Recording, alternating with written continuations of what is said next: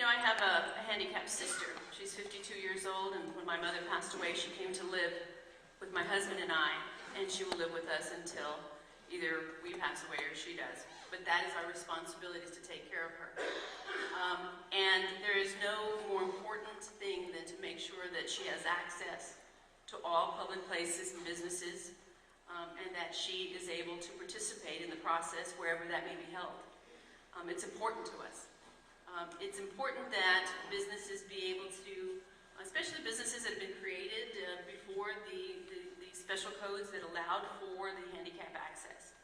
But it's important, though, that it be done as tax credit, if allowed, that they be able to take advantage of that tax credit so that they can upgrade their business facility to allow for all of us to participate and have access, whether it be to businesses or government buildings, and to be able to participate like the average human being.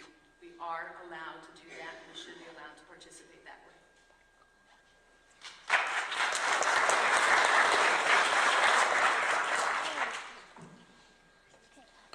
You have asked a very detailed question for which probably I and several others can't give you a very detailed answer, but what I can do is give you a conceptual answer.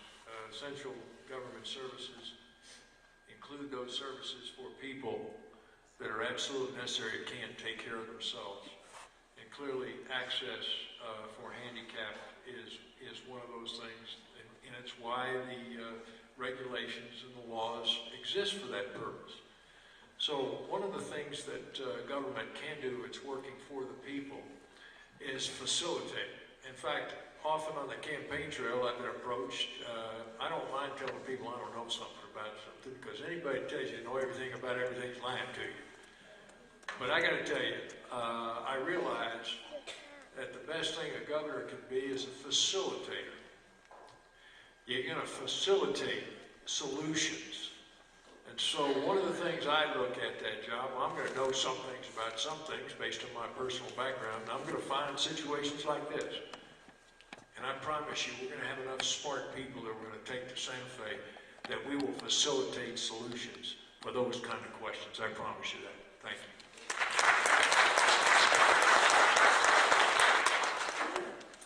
This is a tough question, and you probably already know that we have a problem even with compliance for handicap parking spaces.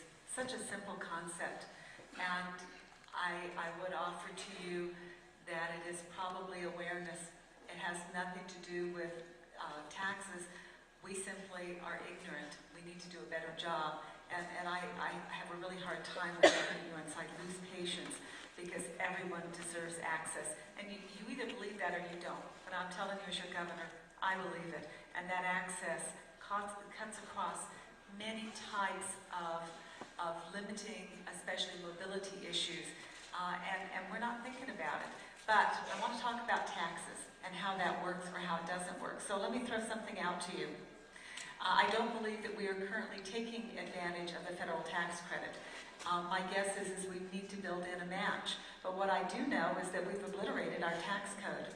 We, in the name of taxes, give a 25% credit against expenses to drive-by film companies. That's a 25% credit against expenses. That's cash, folks. Any of you have a business that get that? Do you think you might deserve it? I think you do. Tax policy should be low, broad, fair, equitable, and easy to administer. And those rare exceptions should serve your citizens. The type of exception that we're discussing. And so putting into place a tax incentive, and let me give you another example.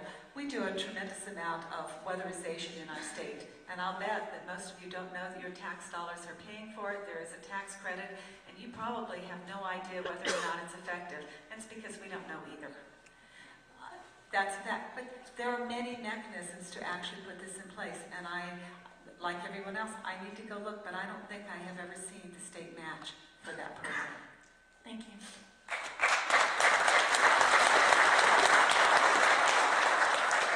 We will now start our closing comments, and to begin the closing comments, we'll ask Mr. Domenici. They have 3 minutes each. Thank you very much. I appreciate being here. I appreciate all the questions. questions and the interchange with the audience. I want to encourage people to participate in this election. I want to encourage people to get excited. I see people getting involved. I want to encourage you to get more people involved. I understand the concept of a patriot is at the heart of the founders of this debate. The concept of a patriot goes way back in our history. It's part of our founding. It's part of the essential heart of our country.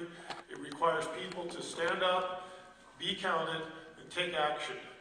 And I think we have, as I said before, a unique opportunity in this race that we're all running for to use your energy with our energy, with the specific issues in the state, with the issues going on at the federal level, to make a huge change in this state that could help us out for decades. It could help turn around the legislature and turn around the fundamental basis of our economy. We have a great state. We are full of resources, full of assets, cultural assets, technical assets, individual assets. We need to turn ourselves around by getting involved at the grassroots level and make this state what it can be. That goes from education, through resource development, through technology development. That goes in your community to things like being out front with Cannon Air Force Base, protecting it when you had to, making it your friend and making it your partner. It goes to your dairy industry, making it your friend, your partner, getting the state off its back, making sure it's competitive with the dairies right across the border. That goes to the oil industry, which is just south of here. It goes, as Doug mentioned, to the uranium industry. We have all of these resources. We are positioned to be actually better than our neighbors because we don't have their problems. We don't have the congestion of Phoenix. We don't have the sprawl of Denver. We are in a position to be the crown jewel of the Southwest, and we need people to get up, get active, get involved, get energized, and to turn the state around in this election. Thank you.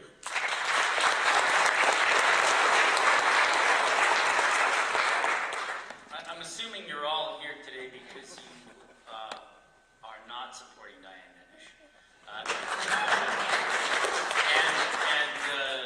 And actually want to see some positive things happen in New Mexico. You know, every time there's a gubernatorial election, you hear all of the candidates who start running talking about how we have such wonderful resources, which we do, and how we have, we're on the precipice of competing, on a great level with our surrounding states, which we should be.